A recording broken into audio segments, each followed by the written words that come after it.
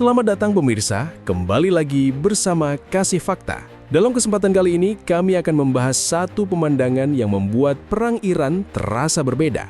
Bukan ledakan di Tel Aviv, bukan sirene di perbatasan Lebanon, bukan pula roket dari Gaza, tapi langit Uni Emirat Arab. Negara yang selama ini dikenal sebagai pusat bisnis, pelabuhan, bandara, dan wajah modern Teluk, tiba-tiba masuk ke pusaran ancaman rudal dan drone Iran. Tapi sebelum lanjut, jangan lupa klik like dan subscribe supaya kamu nggak ketinggalan fakta-fakta menarik lainnya.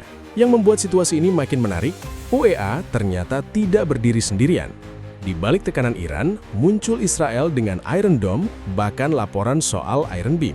Pertanyaannya, kenapa Iran sampai menekan UEA, dan kenapa bantuan Israel justru bisa mengubah peta pertahanan Timur Tengah? Mari kita bongkar pelan-pelan.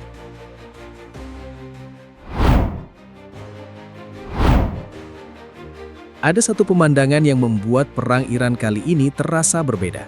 Bukan ledakan besar di Tel Aviv, bukan sirene panjang di perbatasan Lebanon, bukan pula roket dari Gaza. Pemandangan itu justru datang dari langit Uni Emirat Arab, negara yang selama ini dikenal sebagai wajah modern Teluk, pusat bisnis, pelabuhan, bandara, gedung tinggi, dan jalur uang yang bergerak sangat cepat. Pada 11 Mei 2026, Reuters melaporkan bahwa Wall Street Journal menyebut Uni Emirat Arab diam-diam melakukan serangan terhadap Iran. Salah satu target yang disebut berada di Pulau Lavan, sebuah pulau strategis di Teluk Persia. Di sana, pada awal April 2026, sebuah fasilitas minyak Iran dilaporkan terbakar besar dan lumpuh sementara. Serangan ini belum diakui secara terbuka oleh UEA, dan laporan itu juga belum bisa diverifikasi sepenuhnya oleh Reuters. Namun, secara geopolitik, kabar ini sudah cukup untuk mengguncang cara orang membaca posisi UEA dalam konflik Iran. Pulau Lavan bukan tempat biasa. Ia berada di jalur yang sangat sensitif bagi energi Iran, kapal tanker, dan pergerakan ekonomi Teluk. Ketika sebuah fasilitas minyak di sana disebut terkena serangan, pesan yang muncul tidak hanya soal api, asap, atau kerusakan bangunan. Pesannya jauh lebih dalam. Tekanan terhadap Iran mulai menyentuh titik ekonomi yang bernilai tinggi. Dari titik inilah, balasan Iran mulai terlihat. Tehran tidak hanya melihat UEA sebagai negara kaya di seberang Teluk. Iran melihat UEA sebagai bagian dari jaringan yang semakin dekat dengan Amerika dan Israel. Bagi Iran, negara Teluk yang membuka hubungan dengan Israel, bekerja sama dengan Barat dan berdiri dekat dengan blok anti-Iran, tidak bisa dibiarkan merasa terlalu aman. Pada 26 April 2026, Axios melaporkan bahwa sejak awal perang, UEA menjadi target Iran lebih banyak dibanding negara lain di kawasan. Menurut Kementerian Pertahanan UEA yang dikutip Axios, Iran menembakkan sekitar 550 rudal balistik dan jelajah, serta lebih dari 2.200 drone ke arah UEA. Sebagian besar berhasil dicegat, tetapi beberapa tetap disebut menghantam target militer dan sipil. Angka ini menunjukkan bahwa tekanan Iran bukan sekadar simbol. Ini bukan ancaman kosong yang hanya berhenti di pidato politik.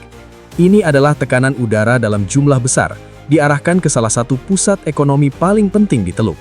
Kota-kota seperti Abu Dhabi dan Dubai selama ini dibangun di atas citra stabilitas.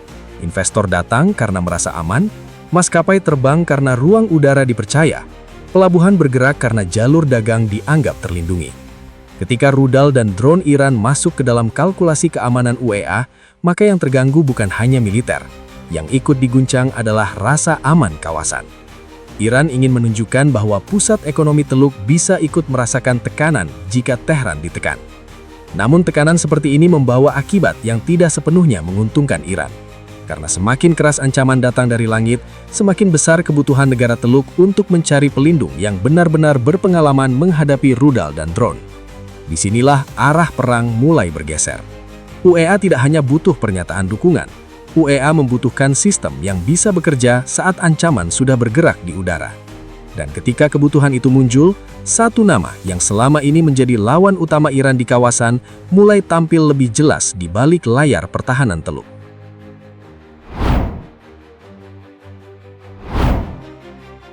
Pada 26 April 2026, Axios melaporkan satu langkah yang sebelumnya bergerak sangat senyap. Israel disebut mengirim sistem Iron Dome ke Uni Emirat Arab pada fase awal perang dengan Iran.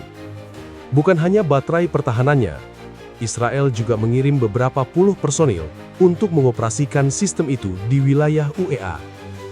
Langkah ini menjadi penting karena yang berpindah bukan sekedar alat militer, melainkan pengalaman tempur Israel yang selama bertahun-tahun dibentuk oleh serangan roket, drone, dan rudal dari berbagai arah. Iron Dome selama ini dikenal sebagai salah satu simbol pertahanan Israel. Sistem itu tidak lahir dari ruang pamer senjata, tetapi dari kebutuhan nyata di medan perang. Israel memakainya untuk menghadapi roket jarak pendek dari Gaza, ancaman dari Lebanon, serta serangan udara yang datang dalam pola cepat dan berlapis. Karena itu, ketika Iron Dome masuk ke UEA, pesan yang terbaca jauh lebih besar daripada sekedar kerjasama pertahanan biasa. Bagi UEA, bantuan ini menyentuh kebutuhan paling dasar dalam perang modern, yaitu menjaga langit tetap aman. Abu Dhabi dan Dubai bukan hanya kota besar dengan gedung tinggi. Keduanya adalah pusat bisnis, penerbangan, investasi, pelabuhan, energi, dan logistik. Jika rudal atau drone jatuh di titik yang salah, dampaknya bisa langsung menyebar ke rasa percaya investor, jadwal penerbangan, arus kapal, dan citra stabilitas Teluk. Pada 12 Mei 2026, Associated Press melaporkan bahwa Duta Besar Amerika untuk Israel, Mike Huckabee, secara terbuka menyebut Israel mengirim baterai Iron Dome dan personil ke UEA. Pernyataan ini menjadi penting karena mengangkat sesuatu yang sebelumnya sensitif menjadi lebih terbuka. Hubungan Israel dan UEA tidak lagi hanya terlihat lewat perjanjian diplomatik, jalur ekonomi, atau penerbangan langsung. Kerjasama itu mulai terlihat di sektor paling rawan, yaitu pertahanan udara. Dari sudut pandang Israel, langkah ini juga sangat strategis. Israel tidak hanya membantu negara Teluk bertahan diri. Israel sedang menunjukkan bahwa teknologi dan pengalamannya bisa menjadi jawaban konkret terhadap tekanan Iran. Selama ini, Iran memakai rudal, drone, dan jaringan proksi untuk menekan kawasan. Israel datang dengan sesuatu yang berbeda, yaitu sistem pertahanan yang sudah diuji berkali-kali dalam kondisi perang nyata. Disinilah perhitungan Iran mulai berbalik. Tehran mungkin ingin membuat UEA merasa rentan, tetapi tekanan itu justru membuka ruang bagi Israel untuk tampil sebagai mitra keamanan yang dibutuhkan. Semakin banyak drone dan rudal diarahkan ke Teluk, semakin jelas bahwa negara-negara kawasan membutuhkan pertahanan yang tidak hanya kuat di atas kertas, tetapi sudah terbukti bekerja di bawah tekanan. Kerjasama ini membuat Abraham Accords memasuki fase yang lebih keras. Dulu, hubungan Israel dan UEA sering dibaca sebagai hubungan diplomatik dan ekonomi. Ada investasi, perjalanan bisnis, teknologi sipil, dan hubungan resmi antar negara. Namun perang membuat hubungan itu diuji dalam bentuk yang jauh lebih nyata. Ketika ancaman datang dari langit, kedekatan politik berubah menjadi koordinasi pertahanan. Di atas kota-kota Teluk, arah baru itu mulai terlihat. Israel tidak hadir sebagai tamu seremonial.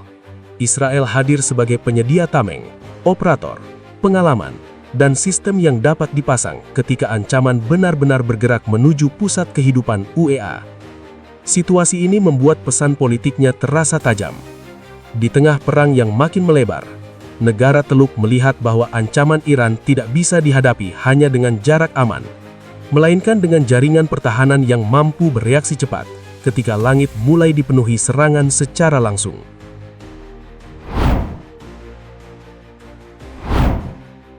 Pada 1 Mei 2026, Times of Israel mengutip Financial Times melaporkan bahwa Israel juga mengirim versi sistem laser Iron Beam ke Uni Emirat Arab. Laporan yang sama menyebut adanya pengiriman sistem pengawasan Spektro yang digunakan untuk membantu mendeteksi drone Iran dari jarak sekitar 20 km. Di permukaan, ini terdengar seperti tambahan teknologi. Namun dalam perang modern, dua alat ini membawa makna yang lebih besar. Siapa yang melihat lebih cepat dan siapa yang menembak dengan biaya lebih hemat akan punya peluang bertahan lebih lama. Iron Dome bekerja dengan rudal pencegat. Sistem ini sangat penting ketika ancaman datang cepat dan harus dihancurkan sebelum jatuh ke wilayah berpenduduk. Tetapi setiap tembakan membutuhkan amunisi. Setiap pencegatan punya harga. Dalam perang singkat, biaya itu masih bisa ditanggung. Namun saat serangan datang bertubi-tubi, masalahnya berubah. Pertahanan udara tidak hanya diuji oleh kemampuan menembak jatuh target, tetapi juga oleh daya tahan stok, biaya operasi, dan kesiapan sistem selama berhari-hari. Iran memahami logika ini. Tekanan rudal dan drone tidak selalu dibuat untuk menghancurkan semua sasaran. Kadang tujuannya adalah membuat lawan terus menyalakan radar, menggerakkan operator, menghabiskan pencegat, dan menjaga kota dalam keadaan tegang. Drone murah bisa memaksa sistem mahal bekerja. Roket sederhana bisa membuat pertahanan canggih mengeluarkan biaya besar. Inilah perang biaya, ketika angka dan ketahanan ekonomi menjadi bagian dari medan tempur. Iron Beam masuk ke celah itu. Sistem laser memberi kemungkinan baru untuk menghadapi ancaman tertentu, terutama drone, roket pendek, dan mortir. Selama pasokan energi tersedia, cuaca mendukung, dan target berada dalam parameter yang sesuai, laser dapat menjadi lapisan tambahan yang jauh lebih efisien dibanding pencegat konvensional. Ini tidak berarti Iron Beam menggantikan semua sistem lama. Justru kekuatannya ada pada peran pelengkap. Ancaman kecil dapat ditangani dengan laser, sementara ancaman yang lebih berat tetap diberikan kepada sistem lain, seperti David Sling dan Arrow. Di sisi lain, Spectro memberi unsur yang tidak kalah penting, yaitu waktu. Dalam perang drone, beberapa detik bisa menentukan hasil. Drone bisa datang rendah, kecil, lambat, dan melewati jalur yang tidak selalu mudah diprediksi. Jika ancaman terlihat lebih awal, operator punya ruang untuk menilai arah, memilih respons, dan mengurangi risiko salah perhitungan. Tanpa deteksi cepat, sistem paling canggih sekalipun bisa terlambat membaca serangan. Karena itu, bantuan Israel ke UEA membentuk satu paket pertahanan yang sangat jelas. Spectro menjadi mata awal, Iron Dome menjadi tameng pencegat, Iron Beam menjadi lapisan masa depan yang mencoba menekan biaya perang. Kombinasi ini menunjukkan bahwa Israel tidak hanya membawa alat, tetapi membawa cara berpikir baru tentang pertahanan kawasan. Pada 2020, hubungan Israel dan UEA dibuka lewat Abraham Accords. Saat itu banyak orang melihatnya sebagai peristiwa diplomatik. Tetapi pada 2026, hubungan itu diuji oleh ancaman yang datang dari langit. Yang dulu terlihat di ruang pertemuan, kini bergerak dalam radar, pusat komando, dan sistem pencegat. Bagi Iran, perkembangan ini menjadi ironi strategis. Tekanan yang diarahkan ke Teluk justru membuat teknologi Israel semakin dibutuhkan. Rudal dan drone Iran memang bisa menciptakan rasa takut. Tetapi setiap gelombang ancaman juga memperlihatkan bahwa negara-negara Teluk membutuhkan mitra yang sudah terbiasa membaca pola serangan Iran. Di tengah langit yang semakin padat oleh ancaman, Israel tampil sebagai aktor yang membawa pengalaman, sistem, dan arah baru pertahanan regional. Pada akhirnya, tekanan Iran terhadap Uni Emirat Arab tidak hanya membuka babak baru dalam perang kawasan. Ia juga memperlihatkan perubahan besar dalam peta keamanan Timur Tengah. Negara Teluk yang dulu menjaga jarak dari Israel, kini mulai melihat bahwa ancaman rudal dan drone membutuhkan jawaban yang nyata, cepat, dan terbukti di medan perang.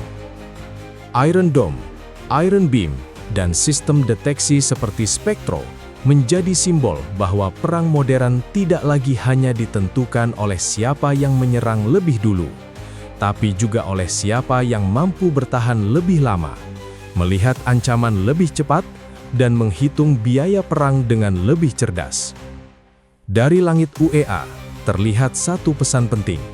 Semakin Iran menekan kawasan, semakin besar ruang bagi Israel untuk tampil sebagai pusat teknologi pertahanan yang dibutuhkan negara-negara Teluk. Demikian pembahasan kali ini.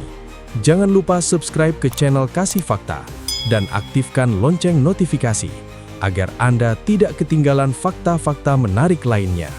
Sampai jumpa di pembahasan berikutnya.